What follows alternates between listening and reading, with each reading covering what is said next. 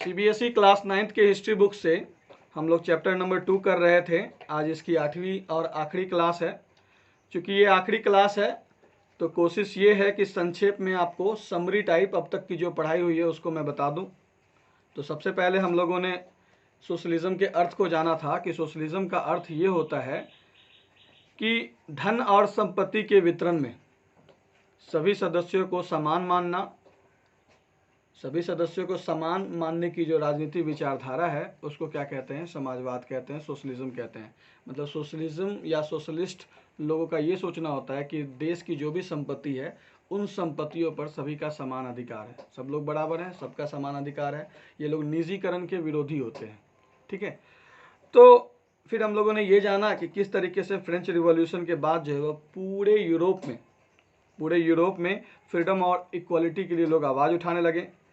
French revolution में राजशाही शासन का अंत हुआ था तो लोगों के सामने अब ये विकल्प आने लगा कि हाँ, अब राजशाही शासन का अंत हो सकता है तो नए समाज का निर्माण भी हो सकता है।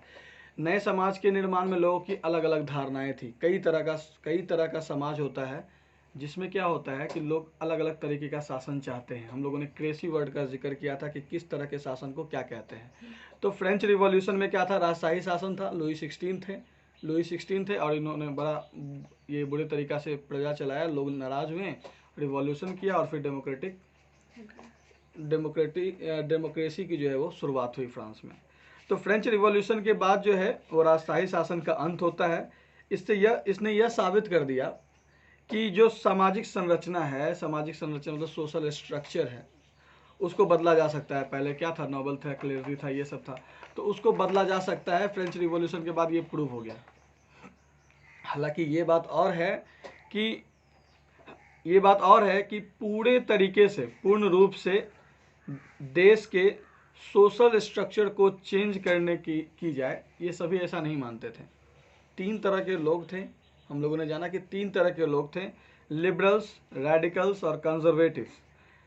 लिबरल्स चाहते थे, ऐसा राष्ट्र चाहते थे जो सभी राष्ट्रों का क्या करे? सम्मान करे, कोई भेदभाव ना हो, है ना। लिबरल्स चाहते थे कि ये जो वंश आधारित, यानी कि राजा का बेटा राजा ही बनेगा, ये जो वंश आधारित जो शासन है, अनियंत्रित शासन है जिसमें कोई अंकुश नहीं लगा सकता, कोई उंगली नहीं उठा सकता, ये लोग लिबरल लोग जो है वो इसके विरोधी थे, है ना। लिबरल चाहते थे कि लोगों का अधिकार सुरक्षित रहे, गवर्नमेंट जो है वो लोगों का अधिकार के बारे में सोचे, उनका ख्याल रखे। लिबरल चाहते थे कि सरकार में मतदान कह लो या वोटिंग कह लो, लिबरल चाहते थे कि मतदान के द्वारा चुने हुए प्रतिनिधि सरकार में हो, रिप्रेजेंटेटिव सरकार में हो, जो कानून के अंदर रहकर काम करें। और ये जो जिस कानून के अंदर वो रहकर काम करे वो वेल ट्रेंड जुडिशरी सिस्टम के द्वारा बनाया गया हो, है ना। वो चाहते थे कि उनके जो रिप्रेजेंटेटिव हैं वो राजाओं के, शासकों के, ऑफिसर्स के प्रभाव से मुक्त हो। ठीक है। रेडिकल्स चाहते थे कि ऐसी सरकार बने जो कि बहुमत की सरकार हो, जैसा मतलब ज़्यादा से ज़्यादा लोग जिस तरह का सरकार चाहते हैं, जिस तरह का शासन चाहते हैं, वैसी ही सरकार हो। कंजर्वेटिव शुरुआत में जो है कंजर्वेटिव चाहते थे कि बदलाव ही नहीं हो, लेकिन बाद में उन्होंने भी महसूस करना शुरू किया कि नहीं, बदलाव की क्या है ज़रूरत है। और फिर बाद में जो है वो कंजर्वेटिव को बदलाव की ज़रूरत को उन्होंने स्वीकार किया, और लेकिन ये कहा कि बदलाव तो चाहिए, नए समाज का निर्माण होना चाहिए, राजशाही शासन का अंत होना चाहिए, लेकिन जो नए समाज का बदलाव होना चाहिए वो धीरे धीरे होना चाहिए और पास्ट की वैल्यू करते हुए होना चाहिए। ये नहीं कि पास्ट को आप कंप्लीटली क्या करो, एबॉलिश कर दो, ख़त्म कर दो। तो इस तरह के विचारों में जो है वो सोशलिज्म का विचार, किस तरह का शासन होता है, कई तरह का शासन होता है, जिसमें सोशलिज्म के बारे में हम लोगों ने जिक्र किया कि धन और संपत्ति, देश के धन और संपत्ति को सब लोगों में बराबर बांटना या सब लोगों का उस पर अधिकार होने की बात को जो है वो सोशलिज्म कहते हैं। इस तरह की राजनीतिक विचारधारा जो है वो सोशलिज्म कहलाती है। तो समाज किस तरह का बनेगा, सब लोग अलग अलग राय दे रहे थे।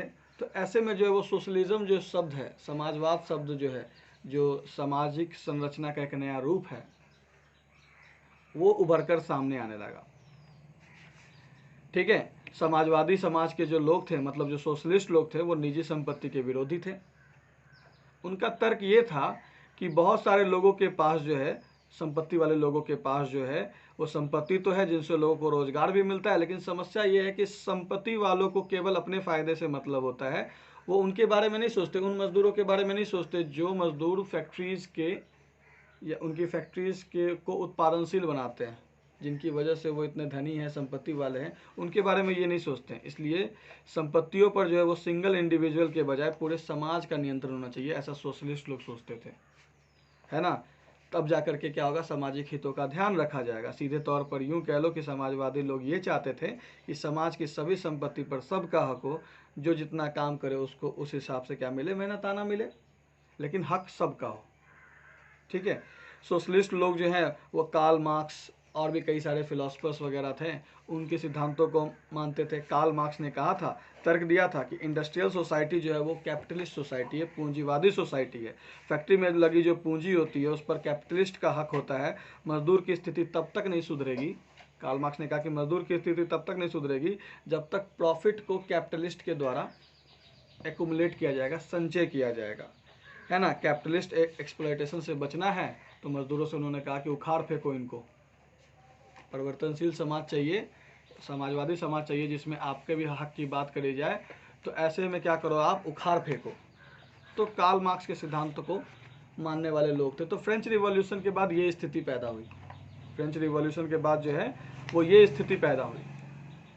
अब जो है वो सेकंड टॉपिक में हम लोगों ने जाना, रशियन रिवॉल्यूशन। रशियन रिवॉल्यूशन जैसा कि आप जानते हो कि जो फरवरी 1917 में जो मोनार्क का पतन हुआ, धराशायी हुआ, राजशाही शासन का जो अंत हुआ, और अक्टूबर के कुछ इवेंट्स हुए, उसको जो है वो रशियन रिवॉल्यूशन के नाम से जाना जाता है। तो मिली रशियन रिवॉल्यूशन में आप क्या जानोगे, राजशाही शासन का अंत कैसे हुआ, राजशाही शासन का अंत, और जो अक्टूबर में जो कुछ इवेंट्स हुए, जैसे अक्टूबर में इवेंट्स हुए उसको हम लोग जिक्र कर लेते हैं। ठीक है, आगे अभी लाइन बाय लाइन चल रहे हैं। ठीक है, तो जो अक्टूबर में कुछ इवेंट्स हुए और जो मोनार्की का जो पतन हुआ, जो मोनार्की सिस्टम धराशायी हुई, उस इन घटनाओं को जो है हम लोग किस नाम से जानते हैं, रशियन रिवॉल्यूशन के नाम से जानते हैं। आपको पता होगा कि 1914 में जार निकोलस सेकंड जो है वो रशिया के और इसके एम्पायर पर शासन करते थे। मतलब उस समय ये राजा थे। एक्चुअल में ये राजा बने थे 1 नवंबर 1894 को। इस डेट को आपको लिखने की ज़रूरत है कि 1 नवंबर 1894 को जो है ये क्या राजगद्दी पर विराजमान हुए थे। तो उस समय से ये राजा थे। तो हम लोग 1914 की बात कर रहे हैं, 1914 की बात कर रहे हैं। तो 1914 में जार निकोलस सेकंड जो है वो रशिया और इसके एम्पायर पर शासन चलाते थे। मतलब रशिया पे तो शासन था, इसके सटे हुए एरिया पर भी क्या था, इनका शासन था। फिर हम लोगों ने जाना कि उनका साम्राज्य जो है वो कहाँ कहाँ फैला हुआ है, कितने दूर तक फैला हुआ है। ठीक है, वो आप बुक से देखो फिर। ठीक है, हम लोग संक्षेप में कर रहे हैं। उसके बाद हम लोगों को जानने की ज़रूरत है कि कोई भी समाज में जो विद्रोह होता है, रिवॉल्यूशन जो होता है, वो असंतुष्टि की वजह से होता है। तो असंतुष्टि आने के कई सारे कारण होती है। ठीक है, तो उस समय की सबसे पहले अब हम लोग, जब जार निकोलस सेकंड जो हैं जब वो राजा थे, तो उस समय की ज़रा सा हम लोग इकोनॉमी और सोसाइटी के बारे में जान लें। 85% जो एम्पायर की पॉपुलेशन थी 85% एम्पायर की जो पॉपुलेशन थी वो किसानों की थी किसानों की थी, और ये बाकी यूरोपियन कंट्रीज़ की तुलना में कहीं ज़्यादा थी। ये लोग 85% इसलिए भी था क्योंकि ये लोग अपने लिए भी उत्पादन करते थे और एक्सपोर्ट करने के लिए भी क्या करते थे, उत्पादन किया करते थे। इंडस्ट्रीज़ भी थी बट बहुत कम थी।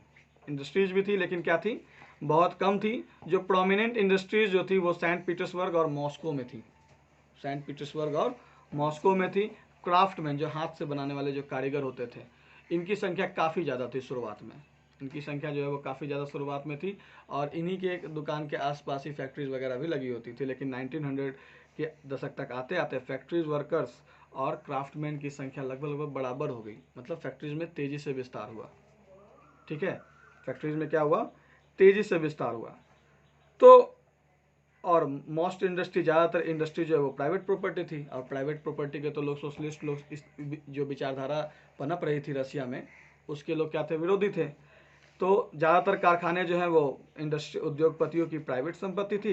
हालांकि गवर्नमेंट जो सुपरवाइज करती थी, राजा की जो सरकार थी, राजा जो अपने अनुसार सरकार चला रहे थे, उनके लोग जो है वो सुपरविज़न करती थी ये देखने के लिए कि कम से कम लोगों से काम कराया जाए, वाजिब मजदूरी दी जाए। लेकिन ये है, इधर है कि फैक्ट्रीज़ में जो है वो मालिकों का मनमाना चलता रहता। वर्किंग आवर जो है 12 से 15 घंटे तक चलता रहता। ठीक है, जबकि फैक्ट्रीज़ में जो है वो 10 से 12 घंटे चलते रहते हैं, और क्राफ्टमैन लोग जो है वो 15-15 घंटे काम करते हैं। सोचो 24 घंटा में 15 घंटा काम करना। तो ये सब चल रहा था। और उस समय जो है वो फैक्ट्रीज के वर्कर्स लोग जो है वो डिवाइडेड थे सोशल ग्रुप के आधार पर, ग्रामीण और शहरी जीवन के आधार पर जो है वो डिवाइडेड थे। कुछ लोग जो है, कुछ वर्कर्स जो है वो स्किल के आधार पर डिवाइडेड थे। जो मेटल वर्कर होते थे वो अपने आप को तो एरिस्टोक्रेट्स मानते थे, ठीक है। वुमेन भी थी वर्कर्स में, जो है वो वुमेन भी थी। 31% जो है वो वुमेन, फैक्ट्री लेबर की संख्या की 31% जो हिस्सा जो है वो वुमेन का था। हालांकि इनको जो है वो मेन से कम पैसा मिलता था, आधा मिलता था, या मतलब 100 में या तो 50 मिलता था या तो 75 मिलता था, लेकिन कम मिलता था। इन विभेदों के बावजूद भी, इन मतभेदों के बावजूद भी ये लोग जो है वो यूनाइट हो जाते थे। जब कभी भी हड़ताल करना हो, जब कभी भी वो मालिकों से शिकायत होती थी या फिर नौकरी से निकाले जाने पर, तो इन डिविजन्स के बावजूद भी, इन भेद के बावजूद भी, इन बंटवारे के बावजूद भी कला के आधार पर और जो है वो ग्रुप के आधार पर, सोशल ग्रुप के आधार पर ये लोग फिर भी क्या थे, एक हो जाते थे। कब? जब इनको मालिकों से शिकायत होती थी, किसी को नौकरी से निकाल दिया गया या फिर कहीं हड़ताल करना होता, तो सब लोग एक हो जाते थे, फिर कोई भेदभाव नहीं रहता था। स्ट्राइक जो है वो टेक्सटाइल इंडस्ट्री में 1896 और 1897 में बहुत ज़्यादा हुआ। मेटल इंडस्ट्री में जो 1902 में बहुत ज़्यादा क्या हुआ, स्ट्राइक्स हुए। इधर देहात की बात करें, देहात की सामाजिक संरचना की बात करें, तो देहात में जो है वो ज़्यादातर लोग जो है वो खेती करते थे। नोबिलिटी, क्राउन और ऑर्थोडॉक्स की ज़मीन होती थी, लेकिन खेती जो होती थी वो किस पे होती थी? नोबिलिटी, क्राउन और ऑर्थोडॉक्स चर्च की ज़मीन पर होती थी। वर्कर्स की तरफ पीजेंट्स भी डिवाइडेड थे, वर्कर्स की तरह जो है वो पीजेंट भी डिवाइडेड थे, है ना। और पीजेंट्स जो है वो चाहते थे कि नोबल के पास जो ज़मीन है वो उनको दे दी जाए, है ना। और हमेशा जो है वो पीजेंट्स लोग जो है वो क्या करते थे, विरोध करते थे, नॉवेल्स का विरोध करते थे, लैंडलॉर्ड का विरोध करते थे, उनको किराया नहीं देते थे। और कभी कभी तो क्या करते थे, उनका मर्डर भी कर देते थे। 1902 में जो है वो साउथ रशिया में बड़े पैमाने पर इनका मर्डर हुआ, लैंडलॉर्ड्स का मर्डर किसानों ने किया। 1905 में ऐसे इंसिडेंट्स जो है पूरे रशिया में फैल गया, ठीक है। रशियन पीजेंट्स की एक और खासियत थी जो यूरोपियन पीजेंट से अलग था। इनकी कम्युनिटी थी जिसका नाम था मीर। ये लोग अपना सारा ज़मीन जो है वो क्या करते थे, पीरियडिकली मीर को सौंप देते थे, और मीर जो है वो फैमिली की ज़रूरत के हिसाब से क्या करती थी, ज़मीन बांट देने का काम करती थी। मतलब सोशलिज्म फॉलो हो रहा था, राजा के शासन में भी एक तरह से सोशलिज्म फॉलो हो रहा था। जिसको जितनी ज़रूरत हो उसके हिसाब से उसको क्या कर दिया जाता था, ज़मीन दे दिया जा रहा था, है ना। और इस समय जो है वो जितने राजा के शासन में जो है 1914 में जो है वो जितनी भी पॉलिटिकल पार्टी थी सबको इलीगल बता दिया गया था, कोई भी पॉलिटिकल पार्टी लीगल नहीं थी, ठीक है। रशियन डेमोक्रेटिक वर्कर्स पार्टी जो 1898 में बनी, है ना, जो मार्क्स के सिद्धांतों को फॉलो किया करती थी। लेकिन ये जो गवर्नमेंट पॉलिसी की वजह से ये अंडरग्राउंड चलती थी। हम लोगों ने जिक्र किया था कि किस तरीके से वो सीढ़ियों पर जो है वो इनकी मीटिंग वगैरह हुआ करती थी, ठीक है। और अब जार जो है वो ऑटोक्रेसी थी, जार का शासन ऑटोक्रेसी था, निरंकुश शासन, मतलब कोई उंगली उठाने वाला नहीं था। जार जो है वो पार्लियामेंट के अधीन नहीं था, जार अपने मन का करता। जैसे पार्लियामेंट होता है ना, संसद होता है ना, जैसे सरकार की संसद होती है, सरकार को कुछ बोलना है, कोई नियम पारित करना है, कुछ नया इन्फोर्समेंट लागू करना है, कोई टैक्स चालू करना है, तो पार्लियामेंट से सलाह लेगा, कैबिनेट में लोग बैठेंगे, इस तरीके की बात होती है ना। तो जार जो है अपने आप को जो है वो पार्लियामेंट के अधीन नहीं मानता था। लिबरल्स ने, रसिया के जो लिबरल्स थे, उन्होंने इसके विरुद्ध आवाज़ उठाई। वो चाहते थे कि ये जो जार जो नहीं मान रहा है पार्लियामेंट को, निरंकुश शासन चला रहा है, इसका अंत हो, है ना। उन लोगों ने social Democrat, social revolutionaries parties बनाई, इसमें उनको साथ मिला पीजेंट्स का, वर्कर का, है ना। और फिर उन्होंने संविधान का डिमांड किया, लिबरल्स के साथ किसान उसान सारे लोगों ने, जो लोग सोशलिज्म चाहते थे, सब लोगों ने क्या कहा कि जार को कि भाई आपको अब कॉन्स्टिट्यूशन मानना होगा, ठीक है। लेकिन जैसा जार तो जिद्दी था, उसने माना नहीं, है ना। और ये जो सोशल डेमोक्रेट्स और सोशल रिवॉल्यूशनरीज पार्टीज़ बनी, ये बोल्शेविक के अलावे भी पार्टीज़ हैं, बहुत सारी पार्टीज़ बनी थी, ये बात आप ध्यान में रखना। तो सोशल डेमोक्रेट्स और सोशल रिवॉल्यूशनरी जैसी पार्टीज़ बनी, और इसमें शामिल कौन कौन लोग हुए, पीजेंट्स हुए, वर्कर्स हुए। 1905 के रिवॉल्यूशन के दौरान ये सब पार्टीज़ बनी थी, और इनमें जो है वो पीजेंट्स, वर्कर्स सब लोग शामिल हुए, और इन्होंने वर्कर्स लोग शामिल हुए, ऑर्गेनाइजेशन बनाई और डिमांड क्या किया, संविधान की डिमांड करी, है ना। संविधान की डिमांड करी। मुस्लिम जद्दिदिस्ट लोगों ने भी, जो लोग मॉडर्नाइज वर्ल्ड चाहते थे, उन लोगों ने भी इसको सपोर्ट किया, है ना। और 1904 जो है वो काफ़ी बुरा था रशियन वर्कर्स के लिए, क्योंकि जो है जब 4 मेंबर को, असेंबली ऑफ रशियन वर्कर्स, ये भी पार्टी है, असेंबली ऑफ रशियन वर्कर्स के 4 लोगों को जब निकाल दिया गया 1904 में, तो पिटीलोव आयरन वर्क्स से जो है 4 लोगों को निकाल दिया गया। तो इंडस्ट्रियल एक्शन के खिलाफ लोगों ने आंदोलन छेड़ दिया। करीब कुछ ही दिनों में 1,10,000 वर्कर्स जो हैं वो सेंट पीटर्सबर्ग के वो क्या चले गए, हड़ताल पर चले गए। और इनका डिमांड क्या था कि भाई जो दिन का जो काम का घंटा है उसको 8 घंटा कीजिए, मजदूरी बढ़ाइए, वर्किंग कंडीशन को इम्प्रूव कीजिए। तो राजा पहले शुरुआत में इस पर कोई ध्यान नहीं दे रहा था, मतलब डिमांड कर रहे हैं मालिक से, चाह रहे हैं राजा एक्शन ले। तो जब ये इन लोगों का जुलूस जो है वो कहाँ इकट्ठा हो गया, फादर गैपोन के नेतृत्व में जो है वो विंटर पैलेस जार के राजमहल के पास जो है इकट्ठा हो गया।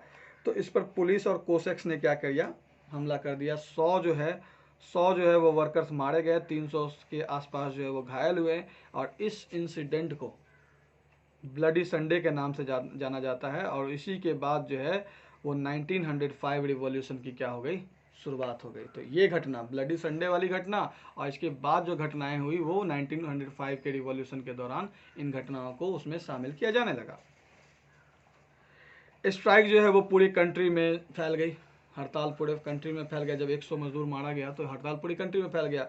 जो यूनिवर्सिटीज़ के जो स्टूडेंट्स वगैरह थे उन्होंने क्लास से निकलना शुरू कर दिया, बोले कि जब हम आज़ादी नहीं हैं तो ऐसी नागरिक स्वतंत्रता का क्या मतलब। इन्होंने भी क्या किया, विरोध कर दिया, है ना। मिडिल क्लास वर्कर्स ने क्या किया, यूनियंस पे यूनियंस बनाना शुरू किया, पार्टीज़ पे पार्टीज़ बनाना, दल पे दल बनाना शुरू किया। और सब लोगों ने डिमांड करना शुरू किया कि भाई कॉन्स्टिट्यूएंट असेंबली बनाई जाए।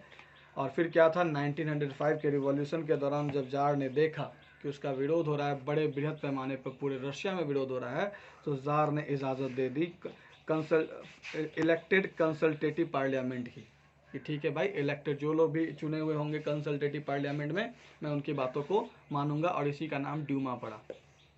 ये संडे रिवॉल्यूशन के बाद हुआ था, याद रखना, ठीक है। उसके बाद जो है लेकिन इसके बाद जो है ये जो इलेक्टेड कंसल्टेटिव पार्लियामेंट, जिसको ड्यूमा के नाम से जाना जाता है, इसके बाद जो रिवॉल्यूशन के बाद जो है बड़ी संख्या पर ट्रेड यूनियंस बनी। फैक्ट्रीज कम्युनिटीज़ की, वर्कर्स की जो है वो ट्रेड यूनियंस बनी, मजदूरों की यूनियन बनी, ठीक है। और हालांकि 1905 जो है ज़्यादातर कमिटीज़ और यूनियन जो है वो अनऑफिशियली काम करती थी, क्योंकि उनको जो है वो इलीगल घोषित कर दिया गया था। बहुत सारी पाबंदियां लगाई, है ना। जार ने जो ड्यूमा इकट्ठा हुआ था, जो विरोध के बाद जो जार जो मान गया था, ड्यूमा इकट्ठा कर दिया, ड्यूमा बना दिया था, इलेक्टेड कंसल्टेटिव पार्लियामेंट जो उसने बना दिया था, उसको 75 दिन में बर्खास्त कर दिया। फिर दूसरा ड्यूमा बना, उसको भी 90 दिन में बर्खास्त कर दिया। और फिर तीसरा में उसने क्या किया, कंजर्वेटिव को, जो लोग उसके समर्थक थे, उससे उनको क्या कर दिया, भर दिया। थर्ड ड्यूमा को उसने क्या कर दिया, भर दिया। फर्स्ट वर्ल्ड वार शुरू हो गई थी। फर्स्ट वर्ल्ड वार, आप ये डेट भी आपको ध्यान में रखने लायक है कि 28 जुलाई 1914 को फर्स्ट वर्ल्ड वार शुरू हुई थी और ये ख़त्म हुई थी 11 नवंबर 1918 को, ठीक है। 28 जुलाई 1914 को ये शुरुआत हुई थी फर्स्ट वर्ल्ड वॉर, और 11 नवंबर 1918 को क्या हुई थी, ये ख़त्म हुई थी। तो वर्ल्ड वॉर शुरू हो गया, है ना। और इसमें रशिया की बहुत बुरे तरीके से हार हुई। क्यों हार हुई, तो इसके कई सारे कारण थे। तो पहला कारण ये था कि जार को तो शुरुआत में सपोर्ट मिला, रशियन लोगों का सपोर्ट मिला, लेकिन जार को तो पहले सपोर्ट मिला, लेकिन उनको सपोर्ट मिलना तब कम हो गया जब युद्ध लंबा खिंचा गया और ड्यूमा से उसने कंसल्ट करना बंद कर दिया। और जर्मनी से लड़ाई हो रही थी, तो एंटी जर्मन सेंटिमेंट्स तो लोगों में था ही, और ऊपर से जार की जो पत्नी थी अलेक्जेंड्रा, वो जर्मन थी, और उसका जो रास्पुतिन जो एडवाइज़र था वो भी जर्मन मूल का था। तो इस वजह से भी राजा से जो लोग हैं जो नफरत करने लगे, राजा अनपॉपुलर होने लगा। उस पर से क्या है कि इधर के जो सैनिक लड़ रहे थे, जर्मनी से जो लड़ रहे थे, तो ये लोग ओपन फील्ड से लड़ रहे थे, और जबकि उधर से जो जर्मनी के साइड से, जो फ्रेंच के साइड से, जो बॉर्डर से जो लड़ाइयाँ चल रही थी, तो लोग ट्रेंच में से लड़ रहे थे। नतीजा क्या हुआ, ये लोग आगे तो बढ़ रहे थे, लेकिन बहुत सारी कैजुअल्टीज़ हो रही थी। करीब 7 मिलियन कैजुअल्टीज़ हो चुकी थी। 1914 से 1916 जो है वो 7 मिलियन जो है वो कैजुअल्टीज़ हो चुकी थी। रशियन आर्मी पीछे हटी, लेकिन इसने क्रॉप्स को बर्बाद करते हुए पीछे हटा, ताकि जो जर्मन जो है वो उस क्रॉप्स का इस्तेमाल नहीं कर पाए। इसी वजह से 3 मिलियन रिफ्यूजी जो है वो रशिया में हो गया। सिचुएशन जो है सिचुएशन जार के हाथ से बाहर था, इसकी वजह से जार जो है वो क्या हो गया, अनपॉपुलर हो गया। वार का असर इंडस्ट्रीज़ पर भी पड़ा। रसिया की खुद की इंडस्ट्री जो काफ़ी कम थी, ना के बराबर थी, वो जो है उसकी सप्लाई जो है वो इंडस्ट्रियल फूड गुड्स की जो जर्मनी सप्लाई करता था उसको, वो सब बंद हो गया, क्योंकि जर्मन का शासन बाल्टिक सी पर हो गया था। इंडस्ट्रियल इक्विपमेंट जो है वो बहुत जल्दी से यूरोप के बाकी किसी कंट्रीज के मुकाबले, हर जगह के मुकाबले जो है वो रसिया की जो मशीनें हैं वो जल्दी जल्दी बर्बाद होने लगी। रेलवे लाइन टूटने तक लगा था 1960 में, 16 में रेलवे लाइन टूटने लगी। अच्छी सेहत वाले को लोग जो है वो बुला लेते थे आर्मी में, है ना। लेबर शॉर्टेज भी हो गया। वर्कशॉप जो है वो एसेंशियल जो गुड्स पैदा करती थी, बनाती थी, वो भी बंद हो गया। लार्ज सप्लाई जो है वो आर्मी को चला जाता था, और चूँकि हार हुई थी तो लोग ऐसी लड़ाई लड़ना नहीं चाहते थे, है ना। और उसके बाद विंटर 1916 में ब्रेड की कमी होने लगी, और उसके बाद राइट्स भी होने लगे। तो यहाँ पर जो है फर्स्ट वर्ल्ड वार के बाद जो है वो जार जो है वो क्या होता है, अनपॉपुलर हो जाता है, लेकिन गद्दी पर है, अभी गद्दी पर है। विंटर 1917 की बात है ना। पेट्रोग्राद की जो स्थिति थी, पेट्रोग्राद नाम जो है वो सेंट पीटर्सबर्ग का है, जो फर्स्ट वर्ल्ड वार के दौरान बदल दिया गया था, क्योंकि ये सेंट पीटर्सबर्ग जो है वो जर्मनी नेम था, तो इसका नाम बदलकर पेट्रोग्राद कर दिया था, कैपिटल सिटी का नाम। इसकी स्थिति बहुत ख़राब थी। वर्कर्स का क्वार्टर्स और फैक्ट्री जो है वो नेवा नदी के राइट साइड में था, और लेफ्ट साइड में जो है वो विंटर पैलेस, ऑफिशियल बिल्डिंग्स और जो ड्यूमा लोग जहाँ मिलते थे, ये इस बात को ध्यान रखना, कन्फ्यूज़न यहीं से शुरू हुआ होगा, ठीक है। तो ड्यूमा जहाँ मिलते थे वो भी बिल्डिंग थी। तो राइट साइड में क्या थी, नेवा नदी के राइट साइड में क्या थी, फैक्ट्रीज थी, वर्कर का क्वार्टर था, और लेफ्ट साइड में क्या था, ऑफिशियल बिल्डिंग्स थी, विंटर पैलेस था, है ना। और वो भी पैलेस था जहाँ पे ड्यूमा लोग की मुलाकात होती थी। फरवरी 1917 में क्या हुआ, फूड शॉर्टेज हुई। फूड शॉर्टेज जो है 18 तक चला था ना युद्ध, तो फूड शॉर्टेज हुई, सप्लाई तो चला जाता था, ठीक है। तो वर्कर्स क्वार्टर्स में जो मजदूरों के इलाके में जो है वो क्या हुई, फूड शॉर्टेज हुई। विंटर भी बहुत बुरा था, बहुत हैवी स्नो हुआ था, है ना, जिसके कारण जो है वो एक तरह का अकाल पड़ गया था। पार्लियामेंटेरियंस जो है, संसदीय प्रतिनिधि जो है वो चाहते थे कि जो गवर्नमेंट बनी हुई है, ड्यूमा वगैरह जो बना हुआ है, बरकरार रहे, जबकि राजा जो है वो नहीं चाहता था कि वो किसी के शासन के अंदर रहे, तो वो उसको बर्खास्त करना चाहता था। फरवरी 22 की बात है, 22 फरवरी की बात है, तालाबंदी शुरू हो गई। राइट साइड में, नदी के राइट साइड में क्या हुई, तालाबंदी शुरू हुई। अगले दिन जो है वो 50 फैक्ट्रियों में जो है वो सहानुभूति दिखाते हुए तालाबंदी शुरू हुई। औरतों ने भी क्या किया, हड़ताल कर दिया। और ये लोग जो है वो नदी क्रॉस करते हुए कहाँ पहुँच गए, नेवस्की प्रॉस्पेक्ट में पहुँच गए। नेवस्की प्रॉस्पेक्ट नामक जगह पे पहुँच गए, कैपिटल सिटी के जगह पे पहुँच गए, जो बीचों बीच है। अब चूंकि जब फैशनेबल क्वार्टर्स और ऑफिशियल बिल्डिंग्स जो है वो वर्कर्स के द्वारा घेर लिया गया, तो गवर्नमेंट ने क्या करी, कर्फ्यू लगा दी। गवर्नमेंट ने कर्फ्यू लगा दिया, और डिमॉन्स्ट्रेटर जो थे, प्रदर्शनकारी जो हैं, वो शाम तक तितर बितर हो गए। लेकिन 24 और 25 को ये लोग फिर इकट्ठा हुए। फिर जो है वो क्या किया, कैवलरी और पुलिस को जो है वो बुलाया गया कि इन पर नज़र रखी जाए। संडे 25 की बात है, 25 फरवरी की बात है, गवर्नमेंट ने ड्यूमा सस्पेंड कर दिया। जो कंजर्वेटिव से भरा हुआ था उसको भी क्या कर दिया, सस्पेंड कर दिया। पॉलिटिशियन ने इसके खिलाफ आवाज़ भी उठाई, और जो है फिर प्रदर्शन हुआ। 26 को जो है वो क्या हुआ, लेफ्ट बैंक पे क्या हुआ, फिर से प्रदर्शन हुआ। बैंक मतलब किनारा, नदी का किनारा, ठीक है। 27 को क्या हुआ, हेडक्वार्टर्स जो है उस पर हमला कर दिया गया। स्ट्रीट जो है वो लोगों से भर गया। लोग जो है वो bread, wages, better arts, democracy की डिमांड करने लगे। गवर्नमेंट जो है उन्होंने देखा कि अब तो ये तो कंट्रोल से बाहर है। फिर जो इसने कैवलरी बुला ली, घुड़सवार सैनिक बुला लिया। लेकिन इस बार कैवलरी ने क्या किया, विद्रोह कर दिया। उन्होंने कहा कि नहीं, गोली नहीं चलाएंगे। और उसी शाम क्या हुई कि सोल्जर्स ने, सब लोग इकट्ठा हो गए, है ना, सब लोग इकट्ठा हो गए। उसी शाम सोल्जर्स ने क्या किया, सोवियत बनाने की बात सोची। सोवियत या परिषद, या जैसे कि अपने यहाँ पे जिला लेवल पे परिषद होता है या फिर प्रखंड लेवल पे परिषद होता है ना, वही निर्णय लेगा पूरा। तो सोवियत बनाने की बात सोची, है ना। ड्यूमा जिस बिल्डिंग में मुलाकात करते थे वहीं पर ये लोग इकट्ठा हुए, और जो है वो वही पेट्रोग्राद सोवियत बना। पेट्रोग्राद का नगर परिषद कह लो आप, या परिषद बना, पेट्रोग्राद परिषद बना। अगले दिन जो है वो इस परिषद, पेट्रोग्राद सोवियत का जो प्रतिनिधि मंडल है वो राजा के पास गया, है ना। मिलिट्री कमांडर भी था इसमें शामिल, क्योंकि मिलिट्री लोग भी जो है वो इन लोगों के साथ हो गए थे, तो इन्होंने राजगद्दी छोड़ने की बात राजा को सलाह दे दी। राजा ने इस बात को मान लिया, और 2 मार्च को वो राजगद्दी छोड़ दी। सोवियत लीडर्स और ड्यूमा लीडर्स ने जो है वो तत्काल एक सरकार बना दी। अब राजा हटेगा तो कोई तो सरकार चलाएगा, कोई तो देशवासियों का ख्याल रखेगा। तो सरकार जो है वो क्या कर दी, प्रोविजनल गवर्नमेंट बना दी। रसिया का फ्यूचर जो है वो अब संविधान सभा तय करेगा, कॉन्स्टिट्यूएंट असेंबली तय करेगा, जो यूनिवर्सल एडल्ट सफ्रेज के मतलब वयस्क मताधिकार के, पूरे संसार में वयस्क मताधिकार के आधार पर जो है वो होगा। पेट्रोग्राद जो है इस तरीके से फरवरी रिवॉल्यूशन हुआ। इस तरीके से जो है फरवरी 1917 में जो है वो राजशाही को गद्दी से हटाने वाली क्रांति का झंडा जो है वो पेट्रोग्राद की जनता ने हाथ में था। ठीक है, तो इस तरीके से मतलब ये हुआ कि जनता वोट करके कॉन्स्टिट्यूएंट असेंबली के सदस्यों को चुनेगी, और उसके बाद जो है ये पेट्रोग्राद का जो ये घटना है उसने फरवरी रिवॉल्यूशन को अंजाम दिया। ठीक है, कोई दिक्कत नहीं यहाँ तक समझने में। अब यहाँ पे जो प्रोविजनल गवर्नमेंट बनी, राजशाही शासन के बाद जो प्रोविजनल गवर्नमेंट बनी, उसमें लैंड ऑनर्स थे, आर्मी ऑफिसर्स थे, इंडस्ट्रीज थे, है ना, और जो लिबरल्स थे सोशलिस्ट भी थे, है ना।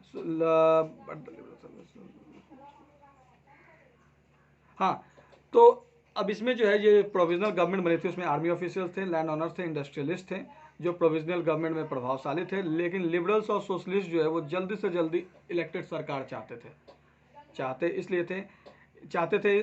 और उस समय जो है जो पब्लिक मीटिंग पर जो रिस्ट्रिक्शंस थी, जो संगठन बनाने पर जो रिस्ट्रिक्शन थी, वो बंद हो गई। अब लोग जो है वो पब्लिक मीटिंग कर सकते थे, संगठन बना सकते थे। पेट्रोग्राद सोवियत के तर्ज पर, जिस तरीके से पेट्रोग्राद में सोवियत की स्थापना हुई थी, उसी तर्ज पर जो है वो पूरे हर जगह जो है वो क्या हुई, सोवियत की स्थापना हुई। और इन सब के ग्रुप का जो हेड हुआ वो उसको यूएसएसआर कहा गया। आगे पढ़ना, ठीक है। अप्रैल 1917 की बात है, यहाँ पर जो है वो व्लादिमीर लेनिन की एंट्री होती है इस चैप्टर में। ठीक है, जब प्रोविजनल गवर्नमेंट बनी थी, सरकार चलाने के नए ढंग की बात हो रही थी, तब व्लादिमीर लेनिन जो है वो अपने एग्जाइल से निर्वासित होने से, मतलब उसको देश निकाल दिया गया था। राजा के खिलाफ उसने षड्यंत्र रचा था इन 1897 में, तो उसको निकाल दिया गया था। तो ये बाबू साहब कब आए, व्लादिमीर लेनिन अंकल कब आए, 1917 अप्रैल में आए। और इन्होंने आते ही जो है वो क्या कह दिया, वो चाहते थे कि ये जो लड़ाइयाँ चल रही हैं वो ख़त्म हो, युद्ध ख़त्म हो। उनका ये कहना था, व्लादिमीर लेनिन ने आते ही कह दिया कि भाई ज़मीनें जो है वो किसानों को दे दी जाएं, बैंक्स नेशनलाइज कर लिए जाएं, है ना, और युद्ध को अंत किया जाए। इन तीनों थेसिस को इन्होंने दे दिया, और ये तीन थेसिस जो है इसके अप्रैल थेसिस के नाम से जाना जाने लगा। शुरुआत में जब ये इन्होंने इस तरह की बात करी, प्रोविजनल गवर्नमेंट का एक तरह से विरोध करना शुरू किया, तो इसी के पार्टी के लोग जो है वो सरप्राइज हो गए, अरे ये क्या कर रहा है, ये अप्रैल थेसिस बोल के ये क्या कर रहा है ये। तो इसके पार्टी के लोग विरोध में आ गए कि नहीं, अभी जो है वो प्रोविजनल गवर्नमेंट को सपोर्ट की ज़रूरत है। लेकिन इसके बाद, इसकी इस डिमांड के बाद जो घटनाएं हुई, जो परिस्थितियां बदली, उससे लोगों का विचार भी क्या हो गया, बदल गया। उसके बाद क्या था, पूरे समर के दौरान, गर्मी के दौरान जो है वो मूवमेंट फैलता गया। इंडस्ट्रियल एरियाज़ है, फैक्ट्री कम्युनिटी जो है, जो लोग इंडस्ट्रियलिस्ट लोगों पर सवाल उठाने लगे। जिस तरीके से इंडस्ट्री लोग जो चला रहे थे, अब तो सरकार थी नहीं, तो पहले जो विद्रोह करना था तो सरकार को घेरा, लेकिन अब सरकार है नहीं तो इंडस्ट्रियलिस्ट को घेरना शुरू किया। ठीक है, सोल्जर्स की कमेटी बनी, 500 सोवियत ने जो है वो रिप्रेजेंटेटिव भेजा ऑल रशिया कांग्रेस ऑफ सोवियत्स को। ठीक है, और चूंकि प्रोविजनल गवर्नमेंट ने देखा कि ये लोग तो अलग ही बात कर रहे हैं, सरकार के अधीन तो है नहीं, तो प्रोविजनल गवर्नमेंट जो बनी थी उसका उद्देश्य तो सबको चलाना था। लेकिन लोग जो आपस में फूट रहे थे, अपने आप में सोवियत्स बना रहे थे और कह रहे थे कि भाई हमको ये इंडस्ट्रियलिस्ट से क्या चाहिए, छुटकारा चाहिए, हम अपने हिसाब से देश चलाएंगे, ऐसे वैसे सोशलिज्म को फॉलो करने वाले लोग। तो जब प्रोविजनल गवर्नमेंट ने देखा कि उसकी ताकत कमज़ोर हो रही है और बोल्शेविक इन्फ्लुएंस बढ़ रही है, तो प्रोविजनल गवर्नमेंट जो उस टाइम में थी उसने क्या किया, जो लैंड ऑनर्स थे, इंडस्ट्रियलिस्ट थे, आर्मी ऑफिसर थे, इन्होंने क्या किया कि जो है वो सख्त कदम उठाना शुरू किया। सख्त कदम जो है वो बोल्शेविक इन्फ्लुएंस को कम करने के लिए सख्त कदम उठाना शुरू किया। और जो है जो लोग जो वर्कर्स लोग जो विरोध कर रहे थे कि वो फैक्ट्री खुद चलाएंगे, इन पर क्या हुआ, उनके लीडर्स को अरेस्ट किया गया। और ऐसे में जो बहुत सारे बोल्शेविक लीडर्स जो है वो भाग गए, छिप गए। ठीक है, अब चूंकि प्रोविजनल गवर्नमेंट और बोल्शेविक की लड़ाई चल रही थी, तो लेनिन को डर लगने लगा कि कहीं प्रोविजनल गवर्नमेंट जो है वो डिक्टेटरशिप की स्थापना ना कर दे, तानाशाह ना हो जाए। सितंबर में क्या किया बोल्शेविक्स ने, डिस्कशन शुरू किया कि गवर्नमेंट के खिलाफ डिस्कशन शुरू किया, सत्ता हमें चाहिए, सत्ता हमें चाहिए, है ना। उसने क्या किया, बोल्शेविक सपोर्टर जो थे आर्मी में, सोवियत में, फैक्ट्रीज में, सबको एक साथ बुलाया गया। अक्टूबर 16, 1907 की बात है। लेनिन ने सब लोगों को राजी कर लिया। लेनिन ने कहा कि भाई हमें सरकार पे क्या चाहिए, कब्जा चाहिए, सत्ता हमारे हाथ में होनी चाहिए। एक मिलिट्री रिवॉल्यूशनरी कमेटी बनी, है ना। लियोन ट्रॉन्स्की के नेतृत्व में एक मिलिट्री क्या बनी, मिलिट्री रिवॉल्यूशनरी कमेटी बनी। डेट छिपा कर रखा गया कि किस दिन वो सरकार पर हमला करेंगे, बोल्शेविक दल के लोग किस दिन सरकार पर हमला करेंगे, ये डेट क्या कर लिया गया, छिपा लिया गया। और ये डेट आया 24 अक्टूबर को, नहीं, अपराइजिंग जो है वो शुरू हो गई 24 अक्टूबर को। जो प्राइम मिनिस्टर थे करेंस्की, इन्होंने देखा कि ये जो है वो सरकार जो है वो खतरे में है, तो सैनिक बुला ली। तो सरकार के वफादार सैनिक ने बोल्शेविक न्यूज़पेपर की बिल्डिंग्स पे पहले कब्जा किया।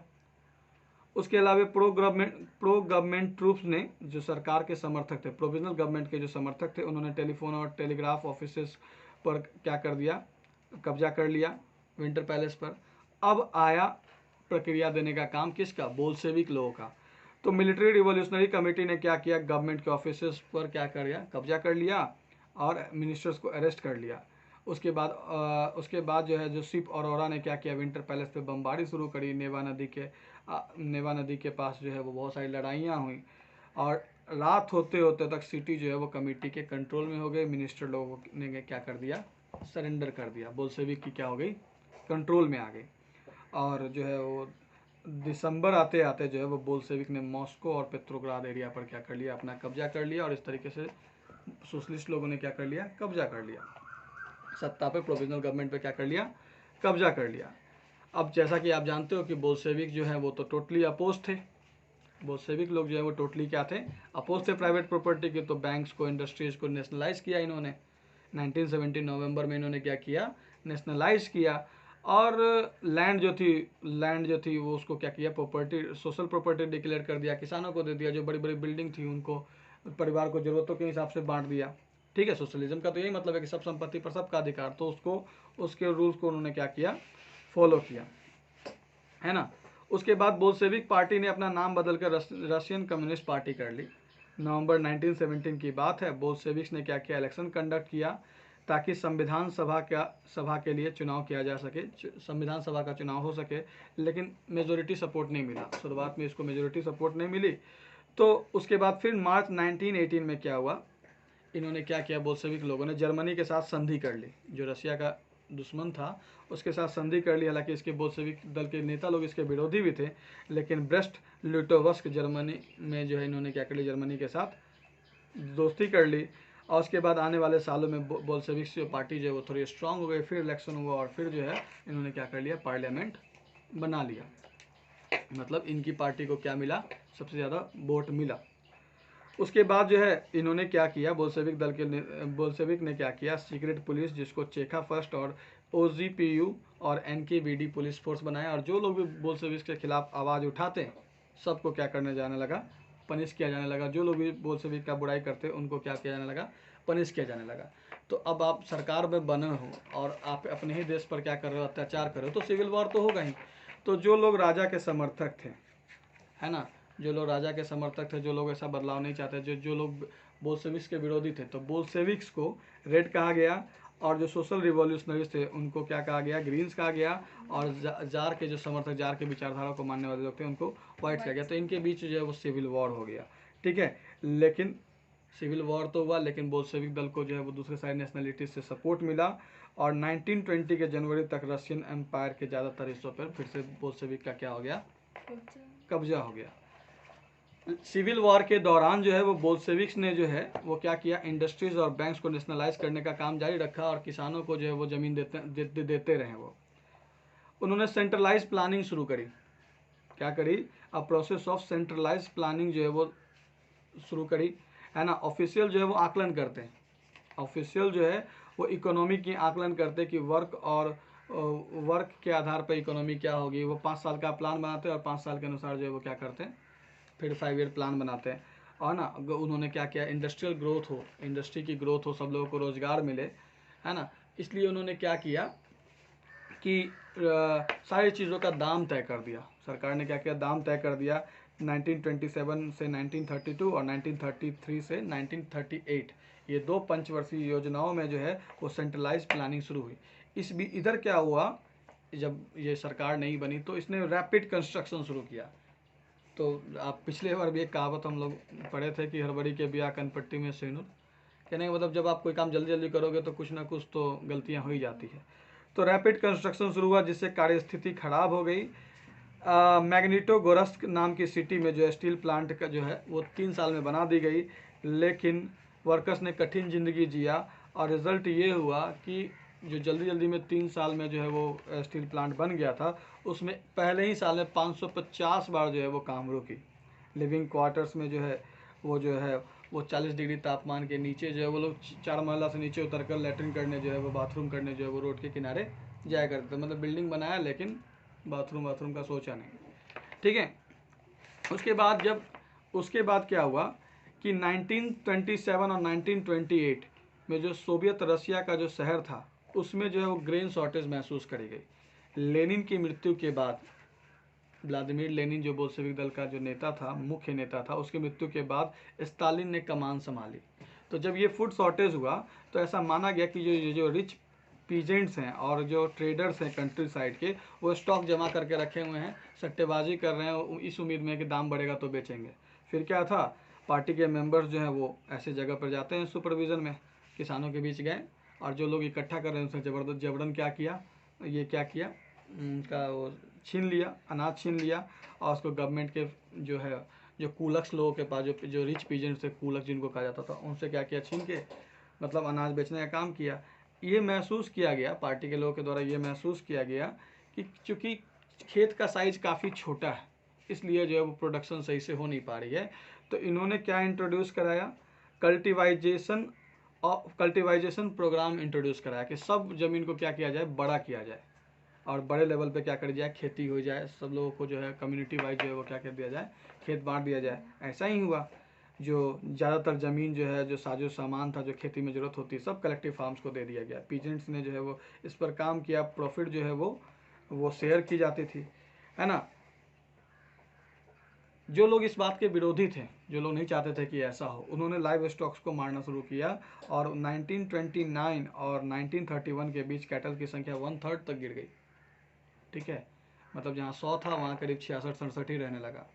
ठीक है, लेकिन इतने के बावजूद भी जो उम्मीद थी कि प्रोडक्शन में वृद्धि होगी, ऐसा कुछ हुआ नहीं। प्रोडक्शन में जो वृद्धि होगी ऐसा कुछ हुआ नहीं। तो एक तो स्टील प्लांट वाली कहानी, प्लांट इकोनॉमी वाली कहानी फेल हुई, कल्टिवाइजेशन फेल हुआ।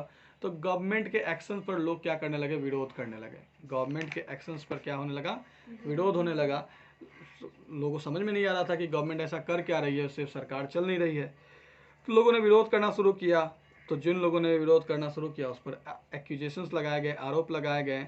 1939 तक 2 मिलियन लोगों को जो है वो कैद में डाल दिया गया। जिन लोगों ने भी आवाज़ उठाई कैद में डाल दिया गया। इसमें बहुत सारे इनोसेंट भी थे, है ना, और बहुत सारे लोगों को ज़बरदस्ती कबूल करवाया गया कि तुमने गलती किया है और उसके आधार पर जेल भेज दिया गया, एग्जीक्यूट करवा दिया गया। तो इस तरीके से आपने देखा कि सोशलिज्म जो है वो रसिया में आया, इसका विरोध भी हुआ और बहुत सारी चीज़ें भी हुई, बहुत सारी अच्छी चीज़ें भी हुई और बहुत सारी बुरी चीज़ें भी हुई। तो 5वें में जो है वो कंक्लूज़न है एक तरह का, कि आपने इस चैप्टर में क्या पढ़ा है वो कंक्लूज़न है। तो 5वां टॉपिक जो आज हम लोग करने जा रहे हैं वो है the global influence of the Russian revolution and the USSR. Existing मतलब वैश्विक प्रभाव, रशियन रिवॉल्यूशन और यूएसएसआर का वैश्विक प्रभाव। तो सोवियत जो बनी थी, सोवियत जो बहुत सारे सोवियत का जो है वो क्या बना था, union of Soviet socialist Republic जो बनी थी, यूएसएसआर, इनका क्या असर पड़ा, ग्लोबल इन्फ्लुएंस क्या हुआ, उसको जानो। The existing socialist parties in Europe did not fully approve of the way the Bolsheviks took power and kept it. However, the possibility of the workers' state fired people's imagination across the world. In many countries, communist parties were formed, like the Communist Party of Great Britain. The Bolsheviks encouraged colonial people to follow their experiment. Many non-Russian from outside the USSR participated in the Conference to the People to the East 1920, and the Bolsheviks found Comintern, an international union of pro-Bolshevik societies party. Some received education in the USSR Communist University of Workers of the East. By the time the by the time of the outbreak of the Second World War, the USSR had given socialism a global face and world stature. तो जो existing social parties थी Europe में, उस समय के existing जो अस्तित्व में बनी पार्टीज थी यूरोप में, इन्होंने जिस तरीके से बोल्शेविक लोगों ने सत्ता पर कब्जा किया, जबरदस्ती ही कब्जा किया था ना प्रोविजनल गवर्नमेंट को हटाकर, तो जिस तरीके से सत्ता पर कब्जा किया, जिस तरीके से शासन चलाया, इसके पूरे पूरे काम को लोगों ने नहीं सराहा, लोगों ने अच्छा नहीं कहा। लेकिन इस बात की तो संभावना हो गई थी कि मजदूरों का भी देश हो सकता है, मजदूर भी अपना देश बना सकते हैं, सब मजदूर एक भी हो सकते हैं, ये बात की संभावना हो गई। मैंने बहुत सारे कंट्रीज़ में जो है को कम्युनिस्ट पार्टी बहुत सारे कंट्रीज़ में जो कम्युनिस्ट पार्टी बनाई गई, जैसे कि ग्रेट ब्रिटेन की कम्युनिस्ट पार्टी बनी। बोल्शेविक्स ने जो है वो कॉलोनियल पीपल को भी इनकरेज किया कि वो उनके बताए रास्ते पर चले। कॉलोनियल पीपल को भी उन्होंने सजेस्ट किया कि आप भी क्या करिए, समाजवाद लाइए, हमारे बनाए रास्तों पर चलिए। बहुत सारे नॉन रशियन जो थे, जो रशिया के नहीं थे, जो यूएसएसआर के बाहर थे, है ना, उन्होंने भी जो है वो conference of the people of the east 1920 में इसमें हिस्सा लिया। बोल्शेविक ने जो एक पार्टी बनाई थी, जिसको क्या नाम दिया था, कोमिटर्न, जो कि एक international union of pro Bolshevik societies party थी, सोशलिस्ट पार्टी थी। मतलब यूएसएसआर तो रशिया के अंदर था और इंटरनेशनल लेवल पर इसने क्या करी थी, कोमिटर्न बनाई थी। तो इसमें भी जो है वो लोगों ने क्या किया, हिस्सा लिया। यूएसएसआर की कम्युनिस्ट यूनिवर्सिटी में बहुत सारे लोगों ने क्या किया, यूएसएसआर की जो कम्युनिस्ट यूनिवर्सिटी थी, जो वर्कर्स की थी, ईस्ट के वर्कर्स की जो यूएसएसआर की जो कम्युनिस्ट यूनिवर्सिटी थी, इसमें बहुत सारे लोगों ने एजुकेशन भी प्राप्त किया। सेकेंड वर्ल्ड वॉर के शुरुआत में यूएसएसआर ने सोशलिज्म को एक वैश्विक पहचान दे दी थी, एक हैसियत दे दी थी। आई बात समझ में? Yet by the 1950s, it was acknowledged within the country that the style of government in the USSR was not in keeping with the ideals of the Russian Revolution. In the world socialist movements too, it was recognized that all was not well in the Soviet Union. A background country had become a great power. Its industries and agriculture had developed and the poor were being fed, but it had denied the essential freedom to its citizens and carried out its development projects through repressive policies. तो जब second world war शुरू हुआ, तब तक USSR ने मतलब union of Soviet socialist Republic ने socialism को एक वैश्विक पहचान और हैसियत दे दी थी। 1950s के दशक तक देश के भीतर के भी लोग ये समझने लगे थे कि जो यूएसएसआर की जो शासन शैली है, जो रूसी क्रांति का रशियन रिवॉल्यूशन का जो आइडियल्स था, उसको नहीं मान रही है, उसके अनुरूप नहीं है। यूएसएसआर जो है वो रशियन रिवॉल्यूशन के अकॉर्डिंगली नहीं चल रही है। क्यों नहीं चल रही है? क्योंकि in the world socialist movement too it was recognized that all was not well in the Soviet nation. पूरे वर्ल्ड सोशलिस्ट मूवमेंट में इस बात को मान लिया गया कि सोवियत संघ में, यूएसएसआर में जो है, यूनियन सोवियत में जो है, वो सब कुछ ठीक नहीं चल रहा है। एक बैकग्राउंड कंट्री जो है वो एक पावरफुल कंट्री बन चुका था, इसकी इंडस्ट्री और एग्रीकल्चर जो है वो विकसित हो चुकी थी, लोगों को भोजन मिल रहा था। लेकिन इस सोशलिज्म के आने के बाद ये सारी चीज़ें तो हो रही थी, लेकिन जो फ्रीडम होना चाहिए, लोगों के पास जो आज़ादी होनी चाहिए, जो अधिकार होने चाहिए, ये सोशलिज्म में लोगों को अधिकार नहीं मिल रहा था। By the end of the 20th century, the international reputation of the USSR as a socialist country had declined, though it was recognized that socialist ideals enjoyed respect among its people. But in each country, the ideals of socialism were rethought in a variety of different ways. तो हम लोगों ने क्या जाना कि 1950s के दशक तक देश के भीतर के लोग जो है वो समझने लगे थे कि जो सोवियत यूनियन है, उसकी शासन शैली जो है, सोवियत यूनियन जिस तरीके से शासन चला रही है, वो रशियन रिवॉल्यूशन के आदर्शों पर नहीं चल रही है। जो वर्ल्ड सोशलिस्ट मूवमेंट थी उसने इस बात को मान लिया था कि जो सोवियत यूनियन है उसमें कुछ ठीक नहीं चल रहा है। एक बैकग्राउंड कंट्री, रशिया जो शुरुआत में जो बैकग्राउंड कंट्री था, वो एक पावरफुल कंट्री बन चुका था, इसकी इंडस्ट्री और एग्रीकल्चर विकसित हो चुकी थी, गरीबों को भोजन मिल रहा था, लेकिन लोगों को आज़ादी, जो जरूरत की आज़ादी होती है, वो नहीं मिली थी। 20th सेंचुरी के अंत तक जो इंटरनेशनल रेपुटेशन थी यूएसएसआर की, जो इंटरनेशनल रेपुटेशन थी, वो गिरने लगी, लेकिन लोग खुश थे। यूएसएसआर की रेपुटेशन भले इंटरनेशनल लेवल पे गिर रही थी, लोगों की आज़ादी भले छीन ली गई थी, लेकिन लोग खुश थे क्योंकि लोग ऐसी ही सरकार चाहते थे। लोग सोशलिज्म चाहते थे, जो सोशलिज्म आया रशिया में, जो सोशलिज्म आया, तो लोग चाहते थे भले दूसरे देश में जो है वो इंटरनेशनल लेवल पे जो है वो यूएसएसआर जो है उसकी रेपुटेशन में क्या आई, कमी आई, लेकिन लोग जो थे सोशलिज्म के अंदर रह के, सोशलिज्म के अधीन रहकर जो है वो क्या थे, खुश थे। लेकिन बाकी किसी दूसरे कंट्रीज में सोशलिज्म के आधार पर देश में शासन हो, सामाजिक स्ट्रक्चर बने, इस पर पुनर्विचार किया जाने लगा। मतलब सब देश में लोग सोशलिज्म नहीं चाहते थे। ठीक है, तो यहाँ पर ये चैप्टर ख़त्म हुआ। आप लोग रिवाइज करो, कोई दिक्कत है तो बताओ।